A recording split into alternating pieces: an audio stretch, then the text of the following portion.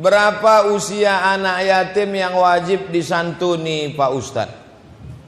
Dalam kitab Al-Fiqhul Islami wa Adillatu ditulis oleh Syekh Wahbah Zuhaili, didefinisikan yatim itu la yutma ba'dal ihtilam. La yutma, tidak yatim lagi, ba'dal ihtilam, kalau dia sudah ihtilam. Ihtilam itu mimpi basah. Mimpi basah itu mimpi kena hujan Pak Ustadz, mimpi akil balik. Maka kalau dia sudah mimpi akil balik, maka dia tidak anak yatim lagi. Ini pendapat yang pertama. Pendapat yang kedua diambil dari pendapat Abdullah bin Abbas. Walaupun sudah berjanggut, kalau dia belum bisa mencari nafkah, maka dia tetap yatim. Pendapat kedua. Saya lebih condong kepada pendapat yang pertama. Asal sudah akil balik, maka tak yatim lagi. Kenapa Ustaz tak pakai pendapat kedua? Karena saya khawatir kalau kita pakai yang kedua, nanti yang berjanggut-janggut pun berdatanglah mengaku yatim. Kau ini kenapa datang kemari minta yatim? Menurut pendapat Ibnu Abbas, walaupun dah berjanggut tetap yatim Pak Ustaz. Kita pakai pendapat pertama.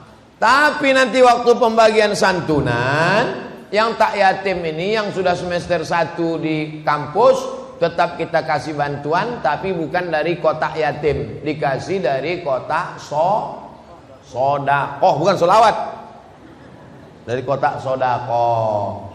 Santunan anak yatim dan du'afa, yang yatim kasih dari kotak yatim. Adapun yang omaknya mati, ang ayahnya Bang Toib tak balik-balik, atau yang dia sudah kuliah, maka tetap dikasih santunan, bukan dari kotak yatim, tapi dari kotak sodakoh dan du'afa. Jangan kasihkan duit yatim kepada mereka. Innama ya'kuluna fi butunihim nara. Innama alladzina ya'kuluna amwalal yatama zulman. Orang yang memakan harta anak yatim, innama ya'kuluna fi butunihim nara. Mereka itu makan api neraka. Hati-hati tentang santunan anak yatim. Jelas? Jelas insyaallah. Kalau ada ceramah saya yang tak jelas, dua kemungkinan. Yang pertama paketnya habis, yang kedua pokak. Dua. Berapa lama mu'alaf yang wajib disantuni itu Pak Ustaz?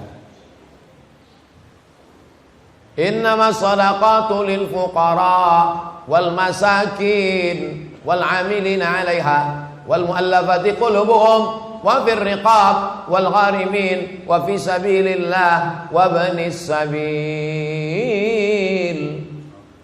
Sambutlah Allah, bilanglah apalah payahnya menyenangkan hati Ustaz. La ilaha illallah. Tapi sekarang 88 ini tak bisa. Ada 4 yang bisa, ada 4 yang membuka celah untuk terjadi fitnah. Innama shadaqatu lil fuqara, fuqara kasih. Tak ada income sama sekali. Janda tua, laki mati, anak tak ada sebatang kara. Fuqara, tak ada pemasukan. Yang kedua, ada pemasukan tapi tak cukup. Fuqara wal masakin wal 'amilina 'ala, amil. Wal mu'allaf, mu'allaf ni tak bisa lagi dikasih.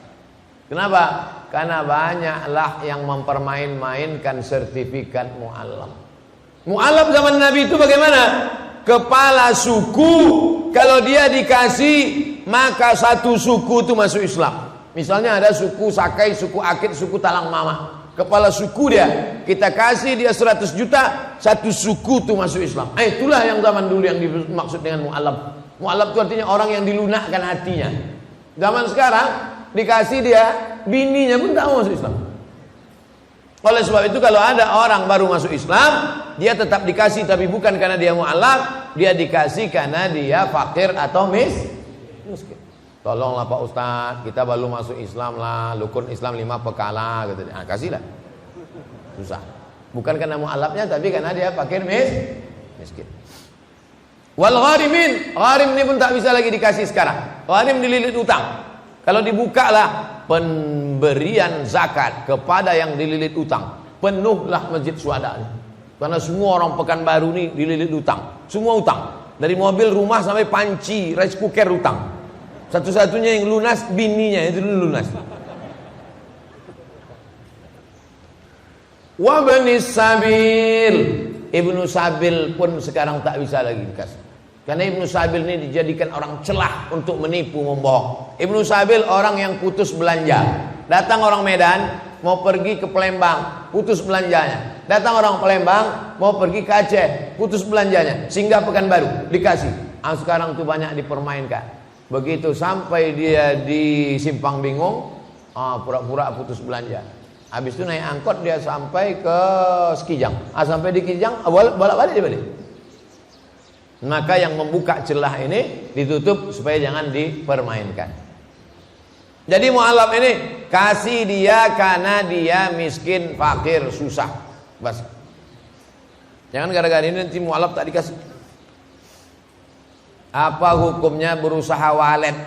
Karena sarang walet itu terbuat dari air liur burung. Nabi sedang khutbah di padang Arafah. Ketika sedang khutbah itu datanglah onta menjilat baju Nabi. Menjilat kain ihram Nabi, onta dijilatnya. Nabi sholat dengan bekas jilatan air liur itu. Sekarang pertanyaannya, apa hukum air liur hewan? Halal apa haram? Memang payah ya kalau belum sarapan. Nabi khutbah, datang onta menjilat bajunya. Habis itu Nabi sholat, dibawanya baju yang kena jilat itu. Pertanyaannya, apa hukum air liur? Halal.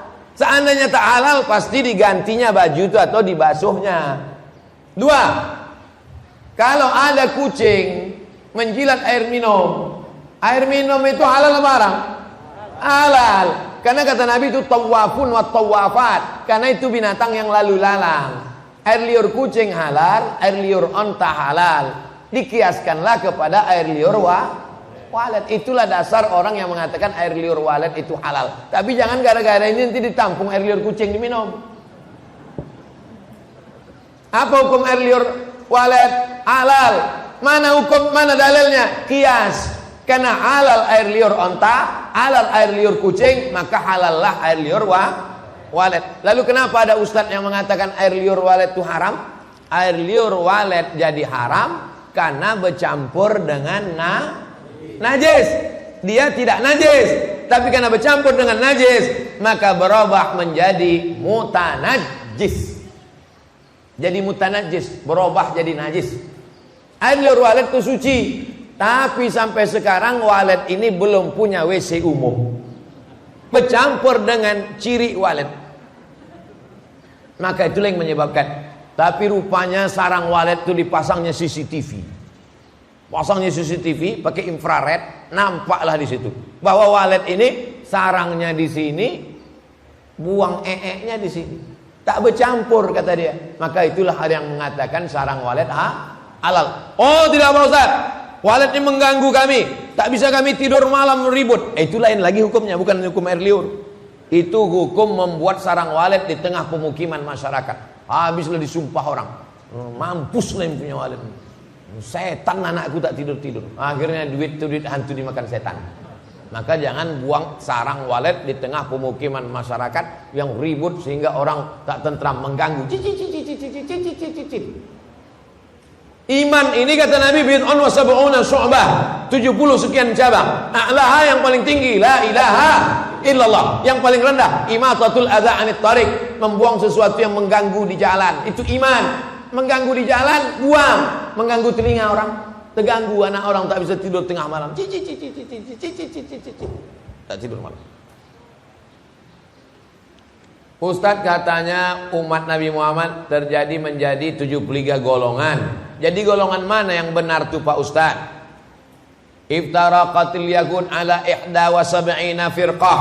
Yahudi terpecah 71. Iftaraqatin nasara ala 72 firqah. Nasrani terpecah jadi 72. Iftaraqat ummati ala 73 firqah. Umatku terpecah jadi 73. Mana yang paling banyak? 73. 71, 72, 73 bukan angka nominal, tapi menunjukkan banyak. Yahudi banyak, Nasrani lebih banyak, umat Islam lebih banyak. Siapa yang paling selamat ya Rasulullah? Al-firqah an-najiyah, kelompok yang selamat. Siapa itu? Ma ana alaihi wa ashabi, mereka yang ikut jalanku dan ikut jalan sahabat-sahabatku. Kita inilah yang selamat karena kita yang hadir di masjid ini melaksanakan sholat subuh berjamaah, yang ikut majelis ilmu, membaca kitab-kitab sunnah, maka kita adalah ahlus sunnah wal jamaah. NU, Muhammadiyah, Perti, Persis, Al-Wasliyah, Nahdlatul Watan, FPI, itu semua adalah organisasi sosial kemasyarakatan. Yang dimaksud dengan ahlul bid'ah dhalalah adalah Khawarij, Mu'tazilah, Qadariyah, Syiah, Jabariyah, Khalqil Quran. Itu yang disebut dengan ahlul bid'ah. Bukan orang yang kunut subuh, bukan orang yang zikir jahar, bukan orang yang maulid nabi, bukan orang yang maulidan, solawatan, yasinan. Jadi jangan asal main tuduh-tuduh saja. Saya tak akan pernah capek menjelaskan itu. Sampai orang yang bertanya ini capek, baru saya capek menjawab.